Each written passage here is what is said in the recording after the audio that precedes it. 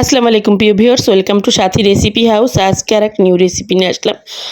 প্রথমে কিছু মুগ ডাল নিয়েছি, তারপরে কিছু গরুর গোশ নিয়েছি, একদম দুটোটা ধুয়ে পরিষ্কার করে একদম একটা হাঁড়িতে নিয়ে নিচ্ছি। তারপরে একটু গুঁড়ো মশলা দেবো, যেমন হলুদ গুঁড়ো, মরিচ গুঁড়ো, ধনিয়া গুঁড়ো, জিরে গুঁড়ো, গরম মশলা গুঁড়ো, লবণ, আদা রসুন বাটা। তারপর পুরো হাঁড়িটা ভরে এক হাঁড়ি পানি দিয়ে দেবো। হাঁড়িটা ভরে পানি দিয়ে দেবো, দিয়ে ঝোল দিয়ে একদম চুলায় রান্না করে নেব। একদম অল্প আঁচে প্রথমে একটু বলক উঠিয়ে নেব, তারপর একদম অল্প আঁচে সুন্দর করে রান্না করে নেব, যাতে গোশটা একবারে ডাল গোশ একসাথে সেদ্ধ হয়ে একদম নরম হয়ে যায়। তারপরে ভিউয়ার্স, রেসিপিটা ভালো লাগলে সাবস্ক্রাইব প্লিজ, বেশি ভালো লাগলে লাইক কমেন্ট শেয়ার করে পাশে থাকবেন।